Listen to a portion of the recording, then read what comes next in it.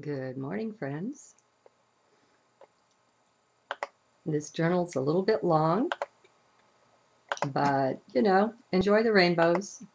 It's hard for me to use my video toys when there are rainbows around. It just doesn't work. Okay, this journal is from 9/9/2010, the first of that day. The Mayan day was to death, or transformer. Now that's interesting. At the front of the journal, I've said needs work. We'll find out together. Sorting through the difference in ET races and uncovering ET interference. Sounds interesting anyway. Things are ever and always in flux, it seems, always changing, sometimes so quickly, sometimes so thoroughly. I am almost constantly amazed at this. What is life that it is so fluid, so constantly flowing and yet changing as well? Oh well, they say one never steps in the same river twice, even though you put your foot on the exact same stone on the bottom. That is not the river. The river is the water, the flow of that. It is always changing. Moment to moment, never the same. Maybe life is like this. And I'm going to pause a moment. All my fun with time. One of the first delightful revelations I had with it was in reading Siddhartha by Hermann Hesse, where he had Gautama seated under the bo tree, looking at the river and coming to the realization that he saw the river right there before him, that slice of it, and yet at one and the same time he well knew that the river was at its mouth and at its source, where it originated up in the mountains and where it poured out, whether it was into the sea or a lake or whatever. And so he saw time that way, as through the 3D perceptive abilities, what we see before us of the river is the present. And yet at one and the same time, the past and the future are also existing and unfolding in this same moment. Okay, back to the journal. All the planets have global warming. I've got as a subhead or a heading. We are in the time of a final acceleration here in 3D on Gaia and in our solar system now. I do not know how very wide or broad these changes are, but I know they affect more than the Earth. They affect the whole solar system.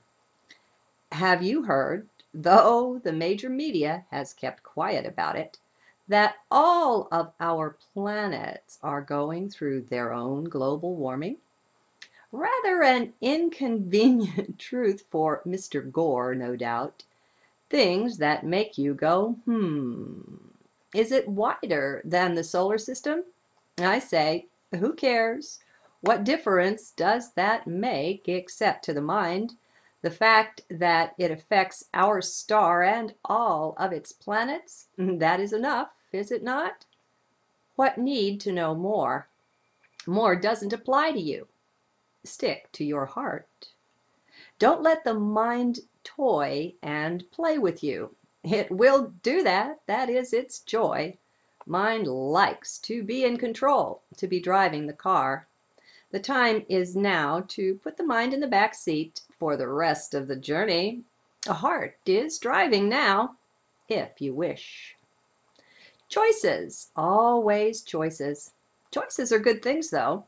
Without them, the next page of our story cannot be turned. That requires our choice. Choices are blessed ones, even when they are wrong. Do you know that? Or is your ego too big to see it? Wrong choices, too, are good. Remember the Bible verse where we're counseled to be either hot or cold, but rejected if we are lukewarm. Looks like any choice is better than none, doesn't it? Maybe you read that differently, and that would be fine. I combine this, however, with my own experience, and from these I find that right and wrong choices are good. There is no big, bad, judgmental God up there somewhere, just waiting to judge you, to send you to hell if you're not perfect enough. That's a big lie, and I do hope you can come to see that. Anyone's heart will show them the falseness of this. Once you settle down in, learn to read your heart, let go of the mind, then you see for yourself. So, if we are not to be judged, maybe punished or condemned for wrong choices, what then? How many can see how God is love? You love your child or your spouse, don't you? Well, you couldn't condemn them to hell, not intentionally anyway. Sometimes people can't help but make this hell for themselves, but that's another matter. And I'll step out of the journal here to say what would be behind the idea of creating this judgmental God? It would be to create fear and to stop us, to freeze us, to stop us from making progress or motion. Okay, back to the journal. So let us all lift our heads up and out of fear. To the extent that any religious belief of any kind creates fear in us, let us examine that thing from heart. I can promise you it is false at the heart of it. And even if the religion isn't false, there's a pollution to the understanding, to the teaching of it. There is none of that, no judgment at all in Source or God.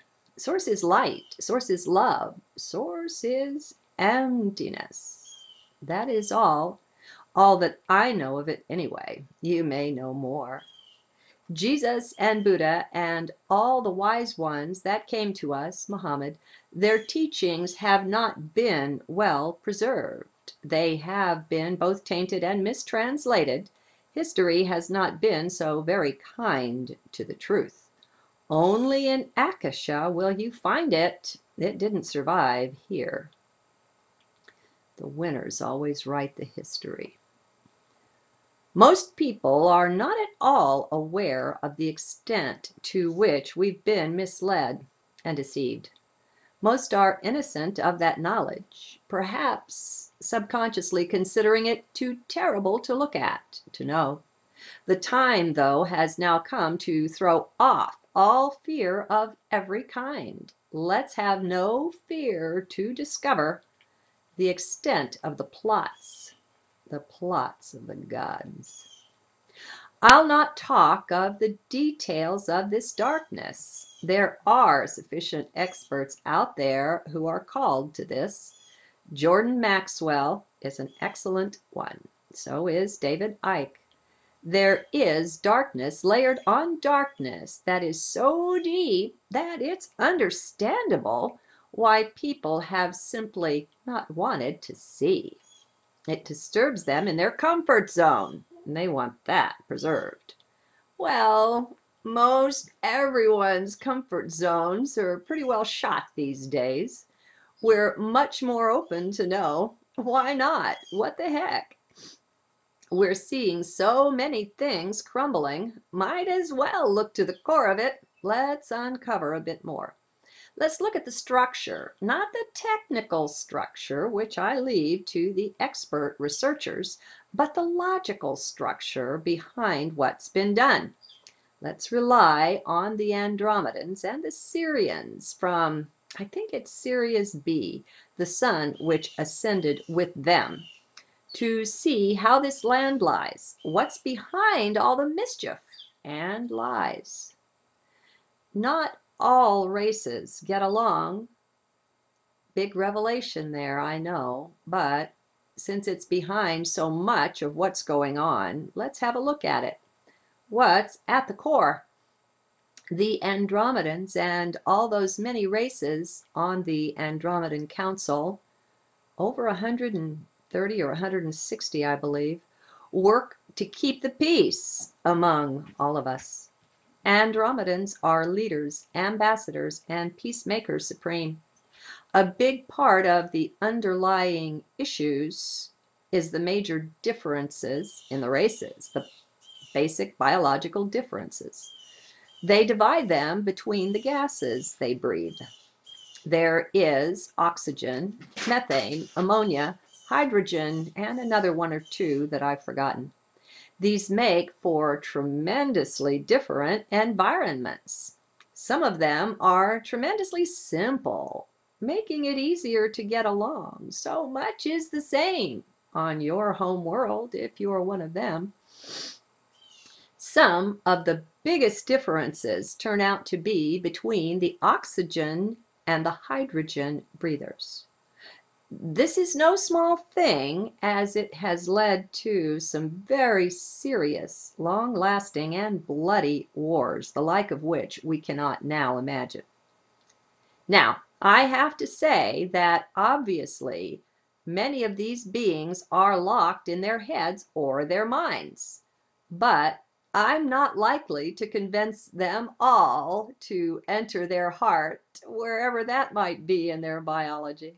So anyway, the reptilians are some of the hydrogen breathers, some of them the ones that haven't been crossed with mankind, with our DNA.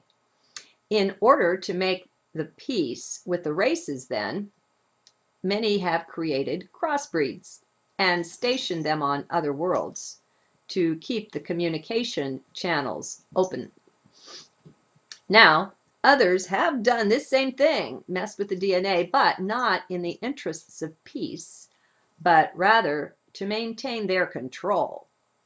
Their empires being wide and vast, they quite logically breed beings to keep control, beings who are loyal to them, not the ones they've been crossed with.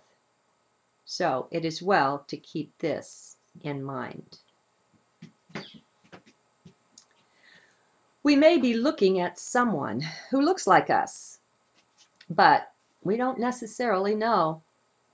Listen to your heart.